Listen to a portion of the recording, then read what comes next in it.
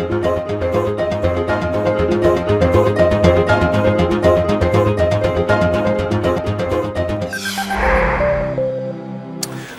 markets in Europe are trading modestly lower this morning, with the UK's FTSE 100 index down about 42 points and the US Stocks 50 index off around about 8 points.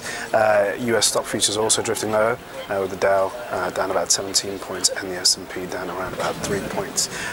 In the currency space, the euro is losing some ground against the dollar, but the yen is stronger and so is sterling, while in the peripheral bond market space, both Spanish and Italian bond yields are relatively calm. Good morning, I'm Ishaq, Siddiqi, and welcome to a daily market bite. I'm going to give you a quick idea of what's going on in stock markets today. So let's start off with what happened overnight in Asia. Japan's Nikkei 225 index dropped about 3.8%, and that was on the back of an underwhelming speech by Prime Minister Shinzo Abe, who shot his third arrow when it comes to longer-term economic policy. He announced a wide range of policies ranging from agricultural growth to energy, to boosting the energy industry, lower taxes, and also tighter deregulation for Japan on the whole.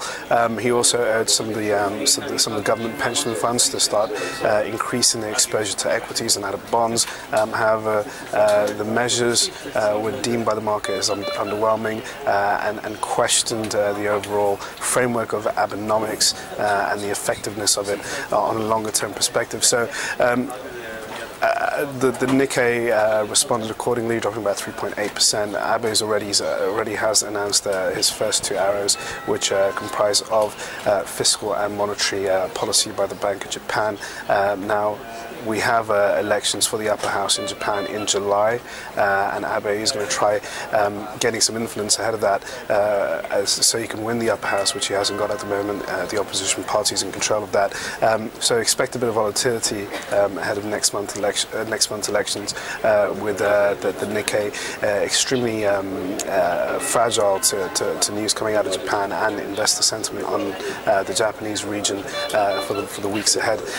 Now, staying on overnight trade, Australia's GDP expanded less than expected, coming in about 2.5% from 2.7%, which was expected. Yesterday, the RBA kept policies at record, while interest rates at record lows at 2.75%, and suggested that the Aussie dollar is still pretty strong, refraining from cutting rates just yet. However, that may not be the case for any time for any longer, as China's slowdown has had an impact on Australia's economy, which is quite evident by today's numbers.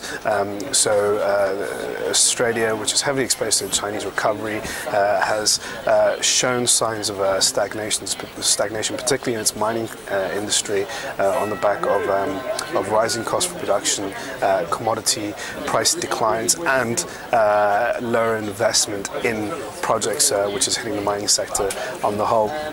Now, going into the European session, we were kicking in with this negative tone coming out of Japan and the overall skepticism over Abenomics. That was compounded by the fact that we are seeing Fed tapering nerves creeping back into the market. Yesterday, we had more Fedspeak with Esther George, the head of the Kansas City Fed, suggesting that it's time for the Federal Reserve to start tapering quantitative easing. It's a natural next step for the central bank, and at the same time we've had other various Fed members suggest something similar. It's still quite mixed on the FOMC. We do have a bit of a divide in terms of pro-stimulus and anti-stimulus members, but on the whole it is heading to a direction where there is a strong suggestion of Fed tapering coming in to play sometime soon. So that's got the market extremely nervous heading into today's session. We have to remember that we have the big US payrolls number out on Friday, and today we have the ADP employment report, which is generally seen as a bit of a precursor to Friday's non-farm payrolls. So we're seeing risk exposure being cut across the board for risky assets such as stocks ahead of the ADP release, as markets are essentially second guessing the Fed's next move. The payrolls number is going to be the more important gauge. We should get some stability in price action after Friday's report. But until then, it's extremely volatile. We've had some Eurozone data, which has been poor on the whole. PMI services remain below the 50 mark, contracting slightly further with a further downward move in Italy, but a bit of a surprise in the Spanish component, and inline readings for Germany and France.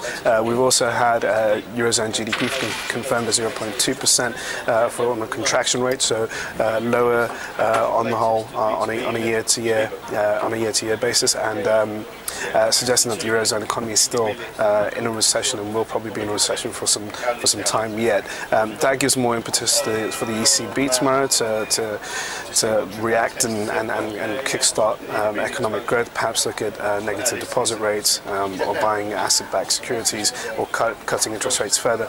No change is expected at tomorrow's policy meeting. However, investors are now assessing the overall implications of the lower economic growth climate in the Eurozone and what that means for the ECB and upcoming policy meeting. Now, going into the UK, there's a bit of a bright spot. This is the third day of strong economic data coming out from the UK.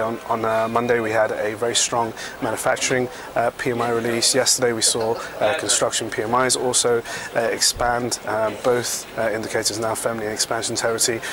And today, we've had the PMI services report, which came in at 54.9, a very strong reading, again clearly suggesting that the UK economy's services component is firmly in expansion mode, and